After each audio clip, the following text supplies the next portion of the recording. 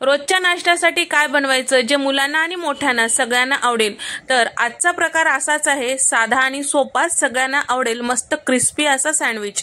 तर भरपूर भाज्यायुक्त हा सँडविचचा प्रकार आहे, नक्की ट्राय करून पहा। त्यासाठी इथे मी कढईमध्ये 3 चमचे तेल टाकून घेतलेलं आहे, चमचाभर लोणी यामध्ये टाकून घेतलेलं आहे, तुम्ही बटर सुद्धा वापरू शकता। आणि सोबतच यामध्ये टाकत आहे 2 चमचे इतकं आलं लसणाचं जाडसर असं कुटलेलं पेस्ट, आणि सोबतच कपभर इतकं यामध्ये टाकलेलं आहे बारीक चिरून घेतलेला कांदा। कांदा परतून घ्यायचा हलकासा रंग चेंज होईपर्यंत। कांदा हलकासा रंग चेंज झालं की आता यामध्ये टाकायचं आहे 1.5 कप इतकं पानगोबी।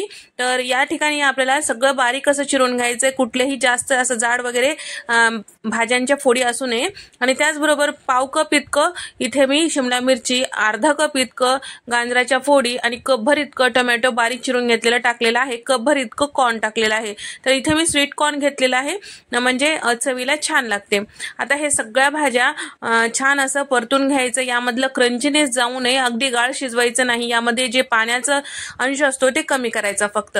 आणि सोबतच इथे मी साधारण 1.5 चमचा चिली फ्लेक्स आणि चमचाभर ऑरेगॅनो, चमचाभर इथे मी मिक्स हर्ब्स घेतलेला आहे, आणि त्याचबरोबर अर्धा चमचा काळे मिरी पूड घेतलेला आहे, आणि तसेच अर्धा चमचा इथे मी घेतलेला आहे 1.5 चमचा यामध्ये पिझ्झा सीझनिंग टाकून घेतलेला आहे, आणि अर्धा चमचा इथे मी चाट मसाला टाकून घेतलेला आहे, 1 चमचा धने पावडर, अर्धा चमचा यामध्ये भाजलेले जिऱ्याची पूड टाकलेली आहे, आणि 1 मोठा चमचा इथे मी रंग या स्टफिंगला छान येण्यासाठी बेडगी मिरची वापरलेली आहे, पूर्णपणे ऑप्शनल आहे। 1.5 चमचा सोया सॉस, आणि त्याचबरोबर 2 चमचे इतकं रेड चिली सॉस, आणि थोडंसं अर्धा चमचा मीठ टाकून घेतलेलं आहे। सगळ्या सॉसेसमध्ये मीठ असते, त्यासाठी मीठ जास्तीचं वापरायचं नाही। आणि 2 चमचे इतकं इथे मी शेजवान चटणी टाकून घेतलेली आहे, ती सुद्धा मिक्स करून घेऊया। सगळं छान एकदा परतून घेतलं की यामधला पाण्याचा अंश कमी होतो। मग त्यानंतर आता आपल्याला यामध्ये टाकून घ्यायचंय साधारण 1-2 मोठे चमचे इतकं मेयोनीज। आता हे सगळं मिक्स करून घेतल्यानंतर आता हे स्टफिंग थंड करण्यासाठी बाजूला ठेवूया। अशा पद्धतीने केलेली भाजी तुम्ही चपातीला लावून रोल करू शकता किंवा फोल्ड करू शकता तुमच्या आवडीनुसार। आता सँडविच करण्यासाठी इथे मी व्हाईट ब्रेड घेतलेला आहे, ब्राऊन ब्रेड सुद्धा तुम्ही घेऊ शकता। आवडीनुसार तयार करून घेतलेली भाजी किंवा स्टफिंग यामध्ये छान व्यवस्थित लावून घ्यायचं, आणि वरतून एक ब्रेड लावायचं।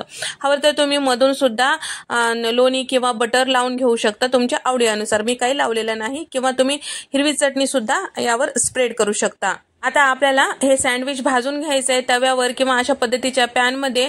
आपल्याला थोडंसं चमचाभर बटर पसरून घ्यायचंय, त्यानंतर दोन्ही साइडला छान असं व्यवस्थित लालसर होईपर्यंत कमी गॅसवर भाजून घ्यायचं।